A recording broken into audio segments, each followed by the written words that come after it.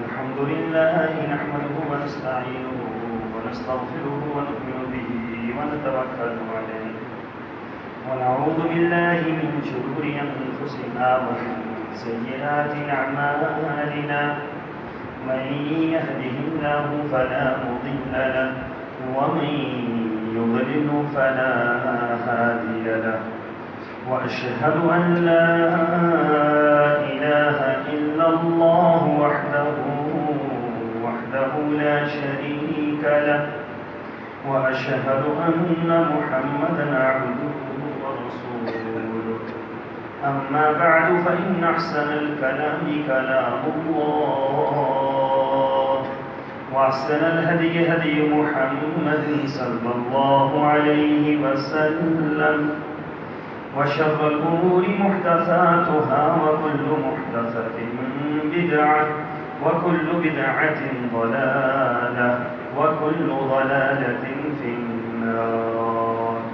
قال الله تبارك وتعالى في القرآن المجيد: أعوذ بالله السميع العليم من الشيطان الرجيم. بسم الله الرحمن الرحيم. كل نفس ذائقة الموت وإنما توفون أجوركم يوم القيامة فمن زحزح عن النار وأدخل الجنة فقد فاز وما الحياة الدنيا إلا متاع الغرور. لتبلغن في أموالكم وأنفسكم ولتسمعن من الذين أوتوا الكتاب من قبلكم ومن الذين أشركوا أذى كثيرا وإن تصبروا وتتقوا فإن ذلك من عزم الأمور. اللهم صل على محمد وعلى آل محمد كما صليت على إبراهيم وعلى آل إبراهيم إنك حميد مجيد. اللهم بارك على محمد وعلى آل محمد كما باركت على إبراهيم وعلى آل إبراهيم إنك حميد مجيد. سبحانك لا علم لنا إلا ما علمتنا إنك أنت العليم الحكيم.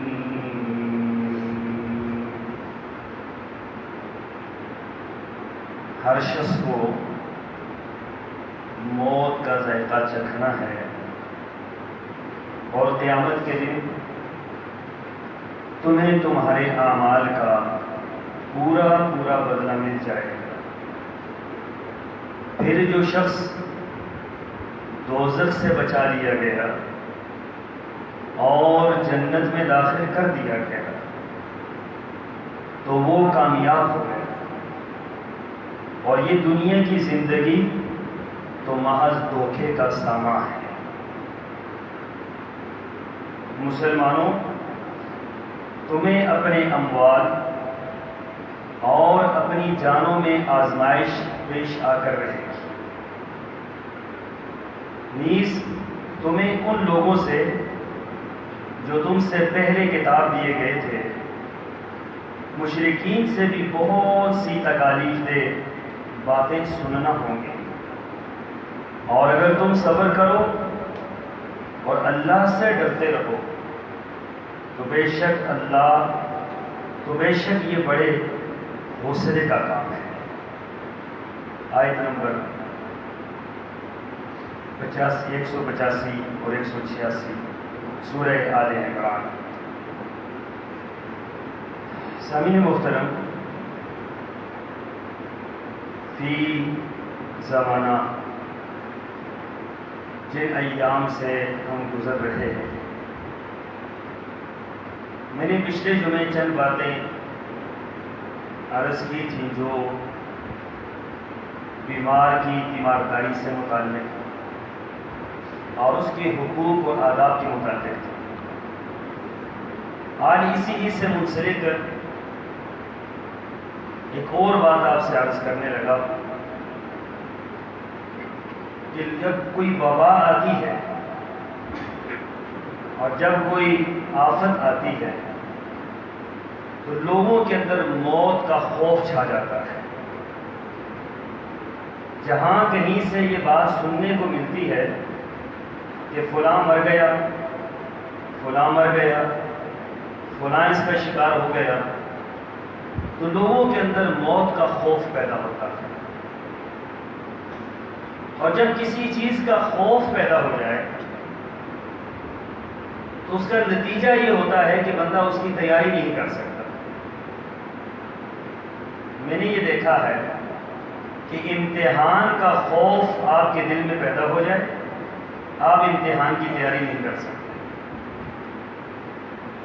فیل ہونے کا خوف ہو جائے تو بندہ ویسے ہی فیل ہو جائے گا۔ ناکام ہونے کا ڈر پیدا ہو جائے تو بندہ ویسے ہی ناکام ہو جاتا ہے۔ یہ ایک اٹل حقیقت ہے اور اس حقیقت سے کوئی انکار نہیں کر سکتا کہ موت نے آ کر رہنا ہے۔ موت کا خوف پیدا کرنے سے موت ٹلے گی نہیں، موت کا فیصلہ ٹلے گا نہیں، موت کے فیصلے میں تبدیلی نہیں آئے گی۔ موت کی تیاری سے آپ کے لیے اگلی منزلیں آسان ہو جائیں گی۔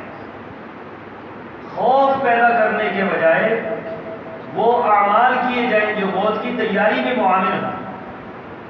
مرنا تو ہے ہی، کوئی بچپن میں مر جاتا ہے، کوئی جوانی کی دہلیز پہ مر جاتا ہے، کوئی عین شباب پر جا کر مر جاتا ہے، کوئی بڑھاپے میں مرتا ہے، کوئی ارذل العمر میں جا کر مرتا ہے۔ یہ میرے رب کی تقسیم ہے، آپ کو مجھے پتہ نہیں۔ یہ اٹل حقیقت ہے، اس نے آ کر رہنا ہے۔ اب اگر ہمارے ذہن کے اندر یہ بات چھا جائے گی اور ہم دن رات اسی پریشانی میں مبتلا ہو جائیں گے کہ موت آ گئی، میرے اوپر آ جائے گی، وہ مر گیا ہے، آپ کے اوپر آ کر رہے گی۔ یہ کس نے کہا کہ ٹل جائے؟ کوئی دنیا کا انسان ایسا نہیں ہے جو یہ بات کہہ سکے کہ مجھے موت نہیں آئے۔ رسول اللہ صلی اللہ علیہ وسلم کو اللہ تعالیٰ نے مخاطب کر کے فرمایا، کائنات کے سب سے عظیم ہستی، کائنات کی سب سے بڑی ہستی، اللہ کی محبوب ترین ہستی، اللہ کی برگزیدہ ہستی، فرمایا کہ وما جعلنا لبشر من قبلک الخلد افإن مت فهم الخالدون۔ اے محمد صلی اللہ علیہ وسلم، آپ سے پہلے ہم نے کسی کو دائمی زندگی نہیں دی، کیا آپ کو ہم دائمی زندگی دے سکتے ہیں؟ یہ تو دوام صرف اللہ کی ذات کو ہے۔ کل شیء ہالک الا وجہہ، ہر چیز ہلاک ہوگی، یہ نہیں کہ انسان ہلاک ہوں گے، ہر چیز، آسمان بھی ختم ہوگا، زمین بھی ختم ہوگی، پہاڑ بھی ختم ہوں گے، دریا اور ندی نالے بھی ختم ہوں گے، ہر چیز ختم ہو جائے گی، الا وجہہ، بقا کس کو ہے؟ بقا صرف میرے رب کو۔ کل من علیہا فان وَيَبْقَى وَجْهُ رَبِّكَ ذُو الْجَلَالِ وَالْإِكْرَامِ۔ فرمایا ہر چیز فنا ہو جائے گی، ہر چیز، انسان کا یہاں پر لفظ نہیں ہے، ہر چیز فنا ہو کر رہے گی۔ جو معرض وجود میں آئی ہے اس کا وجود ختم ہو کے رہے گا، جو دنیا میں پیدا ہوئی ہے وہ دنیا سے ختم ہو کر رہے گی، جس کا عروج آیا ہے اس پر زوال آ کے رہے گا، تو پھر بچے گا کون؟ وَيَبْقَى وَجْهُ رَبِّكَ ذُو الْجَلَالِ وَالْإِكْرَامِ، بچے گا وہی جو سب سے زیادہ عزت والا اور کرم والا۔ موت تو انسان کو ہر وقت دبوچے ہوئے ہے۔ اب موت کا خوف سوار کر کے ہم بیٹھ جائیں تو کیا خیال ہے موت نہیں آئے گی؟ وہ تو آئے گی، اس کا وقت مقرر ہے۔ کرنا کیا ہے کہ ہر وقت موت کے لیے تیار ہو کر رہنا ہے۔ رسول اللہ صلی اللہ علیہ وسلم نے یہی دنیا والوں کو درس دیا، فرمایا ہر وقت موت کی تیاری کرو، ابھی آئے یا کل آئے، دیر سے آئے یا بدیر آئے، جوانی میں آئی ہے، بڑھاپے میں ہے، آپ کی تیاری مکمل ہے، آپ کو پریشانی ہی کوئی نہیں۔ پریشانی تو اس کے لیے ہے کہ جس کی تیاری نہیں۔ پریشانی تو میرے جیسے بدنصیبوں کے لیے ہے کہ جنہوں نے ایک لمحے کا اس کے بارے میں سوچا ہی نہیں، جن کو تو یہ پتہ ہی نہیں ہے کہ ایک بہت بڑی آفت سے سامنا کرنا پڑے گا، اور بہت بڑی مصیبت سے سامنا کرنا پڑے گا۔ موت بذات ہی بہت بڑی آزمائش ہے، موت بذات ہی بہت بڑی آزمائش ہے، بہت بڑا فتنہ ہے، بہت کڑی مصیبت ہے، ہولناک ترین مصیبت ہے۔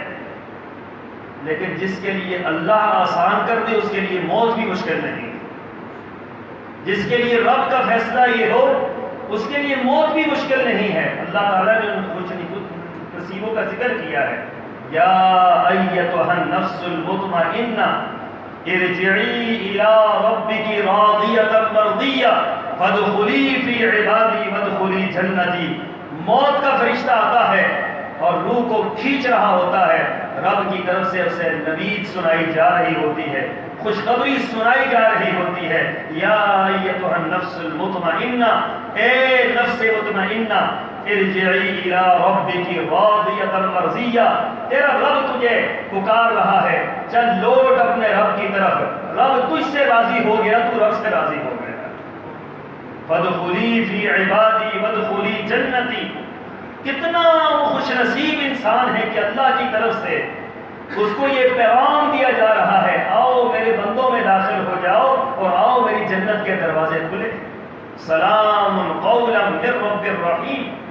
اللہ کی طرف سے سلامتی کے پیغامات آنے شروع ہو جاتے ہیں کہ سلامتی ہو تجھ پر کہ تو میرا بندہ تھا جس نے پوری زندگی میری رضا میں گزار دی۔ فتحت السماوات والارض، زمین و آسمان کے دروازے اس کے لیے کھول دیے جاتے ہیں، آسمان کے فرشتے اتر کر اس کے لیے استقبال کرتے ہیں، ہاتھوں میں خوشبو لے کر، مشک و عنبر لے کر اس کی روح کو اٹھا کر فخر سے یہ کہتے ہیں کہ اس کا ہمیں انتظار تھا، ہنیئا بالجنہ، ہنیئا بالجنہ، تمہیں جنت کی مبارک ہو، جنت کی مبارک ہو، جنت کی نوید ہو تمہیں کہ تو مبارک روح ہے، تیرا رب تجھ سے راضی ہے، تجھ سے راضی ہو چکا۔ کتنی خوبصورت موت ہے یہ اور کس قدر پیاری موت ہے، اس موت سے ڈرنے کی کیا ضرورت پڑ گئی، لیکن اس کے لیے تیاری کی بڑی ضرورت ہے، اس کے لیے تیاری کی بڑی ضرورت ہے، اس کے لیے فکر مندی کی ضرورت ہے، اس کے لیے مکمل طور پر یکسو ہو کر سوچنے کی ضرورت ہے کہ میں نے اپنی آخرت کی اس منزل کے لیے کیا تیار کیا ہوگا۔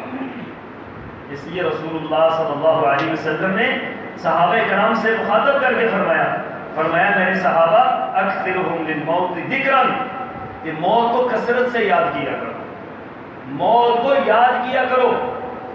اس کی بنیادی وجہ کیا ہے؟ فرمایا کہ موت کو یاد کرنا انسان کو موت کی تیاری میں معاونت کرتا ہے۔ آپ موت کو یاد کریں گے تو پھر کیا ہوگا، آپ موت کی تیاری کر سکتے ہیں۔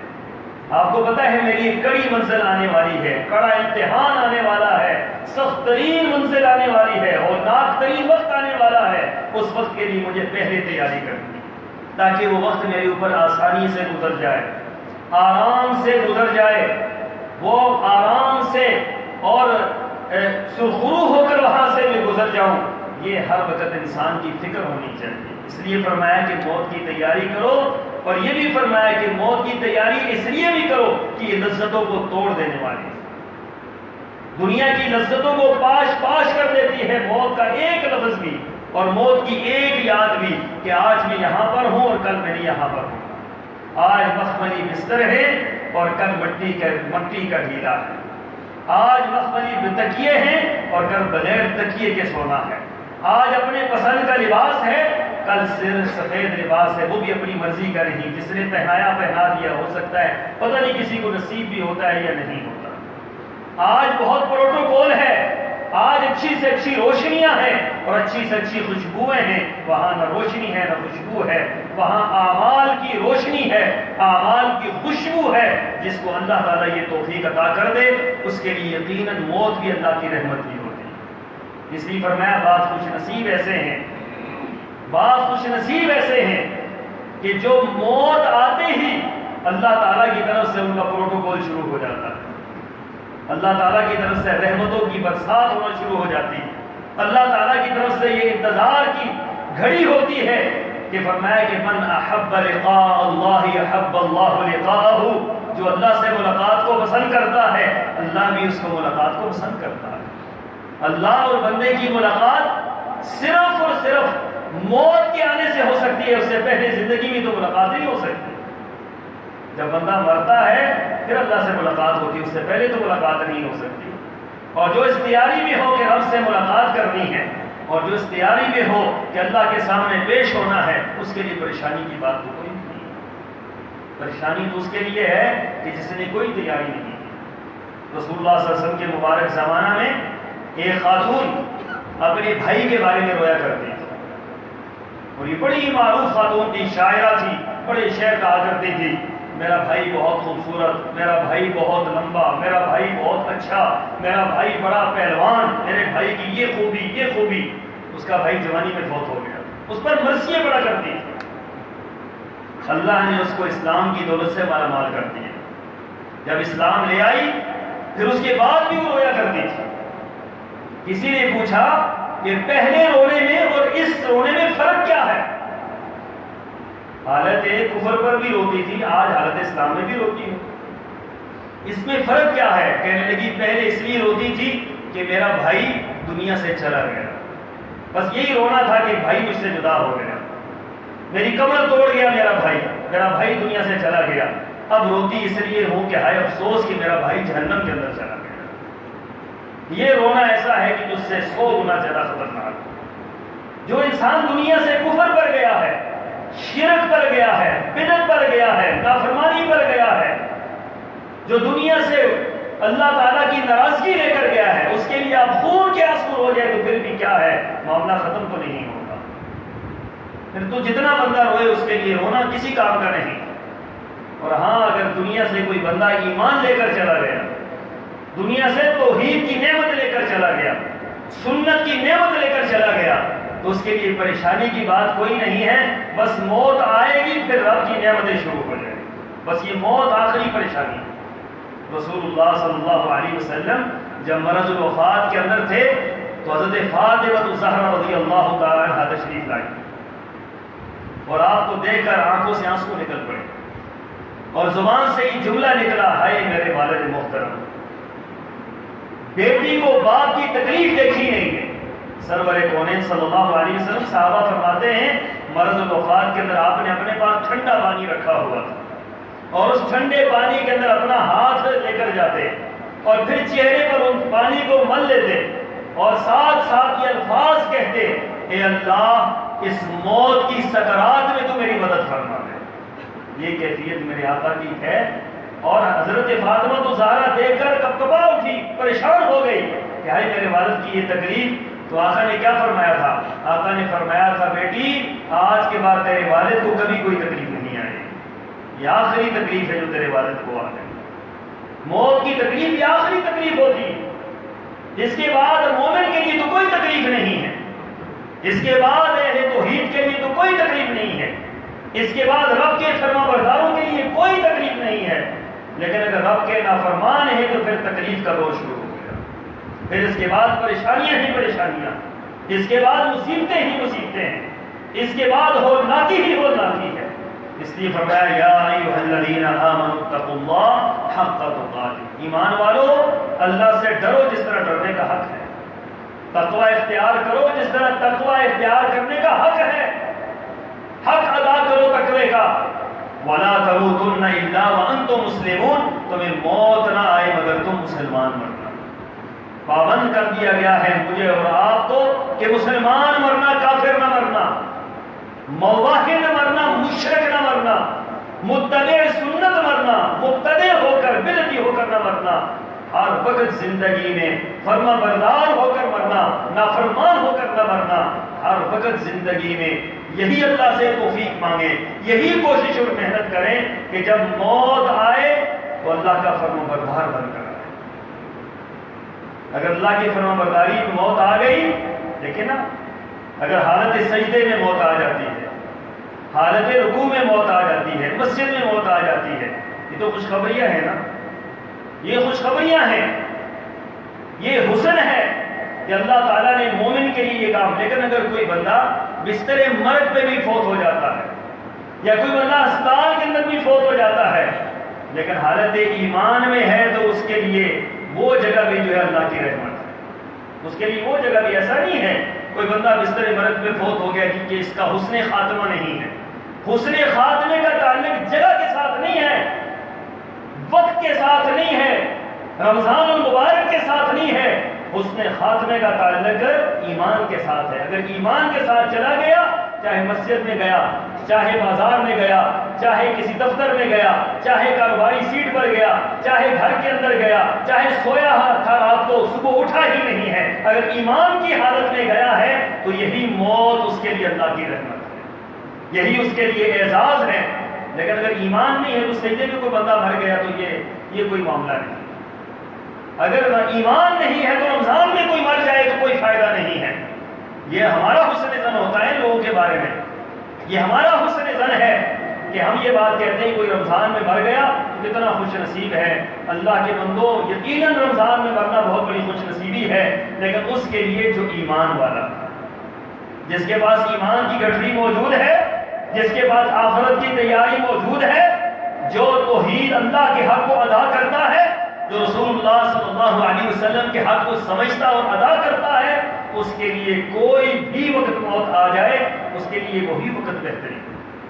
دیکھیں حضرت خالد بن ولید رضی اللہ تعالیٰ عنہ پوری زندگی میدان جہاد کے اندر تلواریں چلاتے رہے, پوری زندگی میدان جہاد کے اندر رہے, اور کوئی لمحہ ایسا نہیں تھا کہ حی علی الجہاد کی آواز آئی ہو تو خالد بن ولید کی تلوار نے اپنے کارنامے نہ دکھائے ہوں. لیکن ہوا کیا ہے کہ بستر مرگ پر وہ موت آتی ہے. موت کے وقت ایک ساتھی قریب گئے, کہا خالد کیا معاملہ ہے؟ جسم سے کپڑا ہٹایا, کہا دیکھ لو کوئی جسم کا انگ ایسا نہیں ہے جس کے اندر تلوار کا زخم موجود نہ ہو, لیکن دیکھ لو موت خالد کو کہاں پہ آ رہی ہے.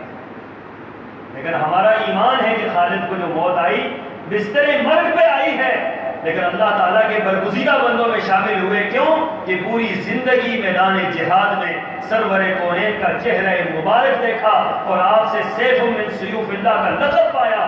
بستر مرگ پر اگر موت آئی ہے تو یہ موت بھی ان کے لیے شہادت ہی کی موت ہے, یہ موت بھی ان کے لیے سعادت ہی کی موت ہے, یہ موت بھی ان کے لیے عظیم موت ہے. تو اللہ کے بندو, موت سے ڈرو نہیں, موت کی تیاری کرو. اللہ کے سامنے کھڑے ہونے سے ضرور ڈرو کہ میرے پاس عمل نہیں ہے, عمل کی گٹھڑی خالی ہے. یہ صحابہ کرام کا طرز عمل تھا. حضرت ابو ہریرہ رضی اللہ تعالی عنہ موت کا وقت قریب آیا تو دھاڑے مار کے رونے لگے, دھاڑے مار کے رونے لگے.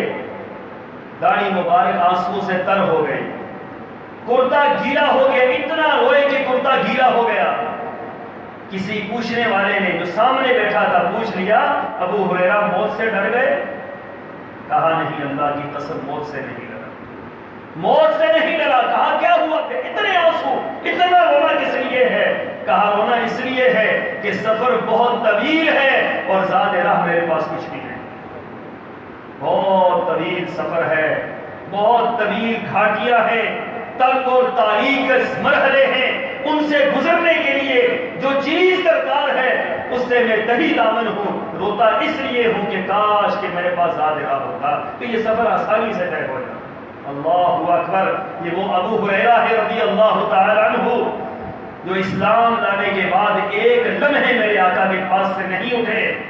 لوگ کاروبار کرتے تھے, لوگ دنیا کی کھیتی باڑی کرتے تھے, ابو ہریرہ رسول اللہ صلی اللہ علیہ وسلم کے قدموں میں بیٹھا کرتے تھے. کہہ دیا کئی مرتبہ ابو ہریرہ جاؤ شادی کر لو, جاؤ کھیتی باڑی کر لو, جاؤ کاروبار کر لو, دنیا کہاں سے کہاں جا رہی ہے. آقا سب کچھ کرنے کو دل چاہتا ہے, لیکن میں سب سے بڑی نعمت حاصل کرنا چاہتا ہوں کہ آپ کی زبان سے نکلے ہوئے موتی ہوں اور ابو ہریرہ کا سینہ اس کو محفوظ کر لے. آج بھی رہتی دنیا تک 6,500 صحیح حدیثیں صحیح سند کے ساتھ حضرت ابو ہریرہ رضی اللہ تعالیٰ عنہ سے روایت ہے. یہ ابو ہریرہ ہیں, لیکن موت کی حالت میں کیا کیفیت ہے کہ زاد راہ بہت تھوڑا. اللہ کے بندو, اگر ابو ہریرہ رضی اللہ تعالیٰ عنہ کے پاس زاد راہ تھوڑا تھا اور اس زاد راہ کے لیے وہ ڈر رہے تھے، تو ہمیں اور آپ کو تو ہر وقت اس کا خوف ہونا چاہیے کہ ہمارے پاس اعمال نہیں ہے۔ خوف یہ نہیں ہے کہ موت آ جائے گی، خوف یہ ہونا چاہیے کہ وہ تو آئے گی لیکن اعمال نہیں ہے، اس کی تیاری کریں۔ اللہ نے موقع دیا ہے، صحت ہے، عافیت ہے، دیکھو لوگ اسپتالوں کے اندر چلے گئے، اب کچھ بھی نہیں کر سکتے۔ ہو سکتا ہے کہ توبہ کا بھی جو ہے وہ اب موقع نہ مل سکے ہوں، جن کو آکسیجن لگ گئے ہوں، جن کے لیے جو ہے وہ وینٹیلیٹر پہ چلے گئے ہوں، اس وقت اگر ان کا دل چاہتا بھی ہو تو ہو سکتا ہے وہ نہ کر سکے۔ لیکن آپ اور ہم خوش نصیب ہیں کہ ہمیں اللہ نے ابھی موقع دیا ہوا ہے، اللہ نے موقع دیا ہوا ہے، اور پکارنے والا پکار رہا ہے، آواز لگانے والا صدا لگا رہا ہے کہ اب بھی موقع ہے، اب بھی وقت ہے، اب سورج مغرب سے طلوع نہیں ہوا، ابھی تمہاری سانسیں نہیں اکھڑی، ابھی بھی اللہ سے رجوع کر لو، توبہ کر لو، استغفار کر لو، اپنے اعمال کو درست کر لو۔ تو اللہ کی قسم اگر ایسا کر لیتے ہیں تو کوئی پریشانی والی بات نہیں۔ وَأَمَّا مَنْ خَافَ مَقَامَ رَبِّهِ وَنَهَى النَّفْسَ عَنِ الْهَوَىٰ فَإِنَّ الْجَنَّةَ هِيَ الْمَأْوَىٰ، فرمایا جو رب کے سامنے کھڑے ہونے سے ڈرتا ہے اور اپنے نفس کو، اپنے آپ کو نفس کی پیروی سے بچاتا ہے، اپنے آپ کو نفس کا بندہ اور نفس کا غلام نہیں بناتا، فرمایا یہ وہ خوش نصیب ہے جو اللہ کی جنت میں داخل کرے گا۔ فَإِنَّ الْجَنَّةَ هِيَ الْمَأْوَىٰ، اس کے لیے ٹھکانہ جنت ہے۔ پھر رسول اللہ صلی اللہ علیہ وسلم نے ایک صحابی انہوں نے یہ بات فرمائی، فرمایا حضرت عبداللہ بن عمر ہیں، کن فی الدنیا کأنک غریب او عابر السبیل، فرمایا کہ دنیا کے اندر ایسے رہو جیسے ایک مسافر رہتا ہے، دنیا کے اندر ایسے رہو جیسے ایک مسافر رہتا ہے۔ کن فی الدنیا کأنک غریب، ٹھکانہ یہ نہیں، ٹھکانہ تو جنت ہے، جگہ یہ نہیں، جگہ تو جنت ہے، اصل حقیقت یہ نہیں، اصل حقیقت تو آخرت ہے۔ اللہم لا عیش الا عیش الآخرہ، اے اللہ زندگی تو آخرت کی زندگی ہے، دنیا کی زندگی بھی بھلائی کوئی زندگی ہے جو آج آپ کی ہے کل میری ہے، آج آپ کو مل گئی کل مجھے مل جائے گی، کل کسی اور کو مل جائے گی۔ آخرت کی زندگی وہ ہے جس کو مل گئی اس سے چھینی نہیں جائے گی، جس کو آخرت میں جنت مل گئی اس سے لی نہیں جائے گی، جس کو آخرت کی حوریں مل گئی اس سے لی نہیں جائے گی، جس کو آخرت کے اندر مقام اور مرتبہ مل گیا اس سے لیا نہیں جائے گا۔ دنیا کے اندر یہ لیا اور یہ دے دیا، یہ دے دیا اور یہ لے لیا، دنیا کا معاملہ تو یہ ہے، یہ ایک لونڈی کی طرح ہے جو آج کسی کی ہے کل کسی کی، جو آج کسی کے پاس ہے کل کسی کے پاس ہے۔ یہ تو کوئی زندگی بھی نہیں، یہ تو ایک آزمائش ہے، یہ تو ایک تیاری کا مرحلہ ہے، یہ ایک امتحان گاہ ہے، یہاں پر پیپر ہمیں دیا گیا، اس کو ہم نے حل کرنا ہے اور اللہ کی مرضی کے مطابق حل کرنا ہے۔ اسی لیے فرمایا، حضرت عبداللہ بن عمر فرماتے ہیں اذا امسیت فلا تنتظر الصباح، فرمایا جب صبح ہو جائے تو شام کا انتظار نہ کرنا، جب صبح ہو جائے، جب شام ہو جائے صبح کا انتظار نہ کرنا۔ وَإِذَا أَصْبَحْتَ فَلَا تَنتَظِرِ الْمَسَاءَ، اور جب صبح ہو جائے شام کا انتظار نہ کرنا۔ وَخُذْ مِنْ صِحَّتِكَ لِمَرَضِكَ، فرمایا کہ مرض سے پہلے، بیماری سے پہلے اپنی صحت کو غنیمت جان۔ یہ صحت اللہ نے جو دی ہے، تندرستی جو اللہ نے دی ہے، روزانہ سن رہے ہیں کہ لوگ بیمار ہو رہے ہیں، ان کا بیمار ہونا ہمارے لیے الارم ہے، ان کی موت ہمارے لیے الارم ہے۔ کسی نے کہا تھا نا، ایک جملہ کسی نے بنایا ہے کہ اسرائیل سے کسی کی دوستی ہو گئی تو کہا کہ مجھے بتا دیجیے گا جب موت آئی۔ انہوں نے کہا ٹھیک ہے بتا دیں گے، اور اچانک آ گئے اسرائیل، تو انہوں نے کہا بھی آپ نے تو بتانا تھا مجھے۔ کہا روزانہ اعلان ہوتا تھا کہ فلاں مر گیا، روزانہ اعلان ہوتا تھا فلاں دنیا سے چلا گیا، روزانہ یہ صدا لگتی تھی فلاں مر گیا، تو یہ تو میرے آنے کی خبریں ہی تھی جس پر تم نے کان نہیں کھڑے۔ یہ خبریں ہیں جو روزانہ ہمیں مل رہی ہیں کہ وہ چلا گیا، وہ چلا گیا، وہ چلا گیا، ہمارے لیے الارم ہے کہ وہ چلا گیا ہے تمہیں جانا، اس کی باری آ گئی، تمہاری باری آ کر رہے گی۔ یہاں پر شیطان انسان کو لمبی امیدیں دلواتا ہے۔ شیطان کہتا ہے وہ مر گیا تو نے نہیں مرنا، وہ چلا گیا تو نے نہیں جانا، اس نے بد احتیاطی کی ہے، تو احتیاط کرتا ہے، تو احتیاط کرتا ہے، اس نے بد احتیاطی کی ہے، تب وہ دنیا سے چلا گیا۔ نہیں، بد احتیاطی سے بندہ دنیا سے نہیں جائے گا، اللہ کے حکم سے دنیا سے جائے گا۔ یہ احتیاط، یہ علاج کا حصہ ہے، موت کو یہ نہیں بھگا سکتا، کوئی چیز جتنی مرضی احتیاط کر لیں، کیا خیال ہے کہ موت سے کوئی بندہ احتیاط کی وجہ سے بچ سکتا ہے؟ نہیں بچ سکتا۔ ساری احتیاطی تدابیر اپنی جگہ پر رہتی ہے۔ میں ایک شخص کی بات آپ کو سنانے لگا ہوں، شاید آپ مجھ سے زیادہ واقف ہیں، جو دنیا کے اندر سب سے زیادہ اپنے آپ کی حفاظت کرنے والا تھا، جس نے 150 ڈاکٹر صرف اپنے علاج کے لیے رکھے ہوئے تھے، سر سے لے کر پاؤں تک کے لیے الگ ڈاکٹر تھا، اور ایک ایک چیز اس کی روزانہ ٹیسٹ ہوتی تھی، ایک ایک چیز۔ کھانا دنیا میں وہ کھاتا تھا جس کو 10 ڈاکٹر پہلے چیک کرتے تھے، اس کے بعد نوالا اس کے منہ میں جاتا تھا۔ دوائی وہ کھاتا جس کو 100 ڈاکٹر پاس کرتے تھے، پھر وہ دوائی کھاتا تھا، اور اٹھتا تب تھا جب ڈاکٹر کہتے تھے اٹھو، وہ واک اس وقت کرتا تھا جب کہتے تھے ڈاکٹر اٹھو واک کرو۔ ہر چیز نے ڈاکٹروں کے مطابق گزاری، اور کہتا وہ یہ تھا کہ میں نے 150 سال زندہ رہنا ہے۔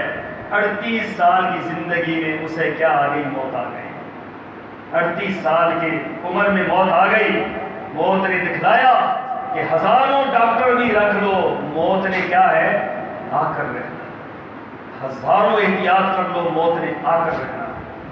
موت کو کوئی احتیاط نہیں روکتی، موت کو کوئی چیز نہیں روک سکتی۔ یہ احتیاطی تدابیر یہ صرف علاج ہے، علاج کا حصہ ہے، طبیبوں کے بتائے ہوئے طریقے ہیں، یہ ضرور اختیار کریں، ان سے تہی دامن کبھی بھی نہ ہو، لیکن یہ نہ سمجھے کہ ان احتیاطی تدابیر کی وجہ سے ہمیں موت نہیں آئے، وہ تو آ کر رہے گی، وہ تو ہر حال میں آ کر رہے گی۔ اس لیے فرمایا الکیس من دان نفسہ وعمل لما بعد الموت۔ عقل مند کون ہے؟ عقل مند وہ ہے جو نفس کے پیچھے نہیں چلتا، بلکہ کیا کرتا ہے؟ نفس کو کنٹرول میں رکھتا ہے، اور عمل وہ کرتا ہے جو مرنے کے بعد کام ہے۔ عمل وہ کر لے جو مرنے کے بعد کام آئے۔ دنیا کا خوش نصیب انسان وہ ہے جو عمل وہ کرے جو مرنے کے بعد کام آئے۔ آپ ایک دن بیٹھ جائیں اور بیٹھ کر کیلکولیشن کریں کہ آپ کے کون سے اعمال ایسے ہیں جو مرنے کے بعد آپ کو کام آتے رہیں۔ بس جو اعمال آپ خود جن اعمال کو یہ سمجھ لیں کہ یہ میری آخرت کے لیے ہے، سمجھ لیں کہ آپ پھر کامیاب ہو گئے، آپ کے لیے جگہ موجود ہے، آپ کے لیے پیچھے سے صدقہ جاریہ موجود ہے۔ لیکن اگر آپ کے پاس بہت بڑی دنیا ہے لیکن آخرت کے لیے کچھ نہیں ہے تو پھر کچھ بھی نہیں، پھر اندھیر نگری ہے، پھر کچھ بھی نہیں۔ جب تک زندہ ہیں، صحت مند ہیں، اپنے اعمال کرتے ہیں، مرنے سے پہلے اپنے لیے آخرت کی تیاری کر کے لے کر جائیں، زیادہ ساتھ لے کر جائیں اور پیچھے چھوڑ کر جائیں جو آپ کے پیچھے آپ کو آٹومیٹک پہنچتا رہے۔ یہ موت کی تیاری بھی ہے اور یہ موت کے لیے آسانی بھی ہے۔ یاد رکھیں موت ٹلے گی نہیں۔ لِكُلِّ أُمَّةٍ أَجَلٌ إِذَا جَاءَ أَجَلُهُمْ لَا يَسْتَأْخِرُونَ سَاعَةً وَلَا يَسْتَقْدِمُونَ۔ ہر ایک کا وقت مقرر ہے، جب وہ آئے گا ایک لمحہ نہ پہلے ہو سکتا ہے نہ بعد میں ہو سکتا ہے۔ اللہ تعالیٰ مجھے اور آپ کو موت سے پہلے اس کی تیاری کی توفیق عطا فرمائے۔ اللہ تعالیٰ اس وبا سے ہم سب کو محفوظ فرمائے۔ اللہ تعالیٰ سعادت کی زندگی اور شہادت کی موت عطا فرمائے۔ اللہ تعالیٰ مرتے ہوئے کلمہ شہادت نصیب فرمائے۔ اے اللہ ہمیں اپنا نافرمان نہ مارنا۔ اللہ تجھے تیرے غفور رحیمی صفت کا واسطہ ہے، مرتے ہوئے ہمیں اپنا فرمانبردار بنا کر اہل ایمان میں سے اٹھانا، اہل ایمان میں سے لے کے جانا۔ اے اللہ زبان پر کلمہ طیبہ جاری فرمانا۔ اے اللہ زندگی بھر اللہ ضرور گناہ کیے ہیں اور بہت کیے ہیں، کوئی شمار نہیں ہے، لیکن رب تیری رحمت اتنی ہے کہ اس پر ہمیں یقین ہے کہ تو معاف کر دے گا۔ اے اللہ ہمیں اپنے پیارے بندوں میں شامل فرما لے، ہمیں اپنے نیک بندوں میں شامل فرما لے، ہمیں اپنے برگزیدہ اور چنیدہ بندوں میں شامل فرما لے۔ اے اللہ اس چھت کے اندر جتنے لوگ بیٹھے ہیں اللہ سب سے تو راضی ہو جا، اے اللہ سب سے تو راضی ہو جا، اے اللہ سب کو پریشانیاں، سب کی پریشانیوں کو دور فرما دے۔ اے اللہ کسی کو بھی اللہ ان میں سے کسی ایک کو بھی آفت کا شکار نہ کرنا، کسی ایک کو بھی اللہ کسی وبا کا شکار نہ کرنا۔ اے اللہ ہر طرح کے موذی اور متعدی امراض سے ہم سب کو محفوظ فرما دے۔ وآخر دعوانا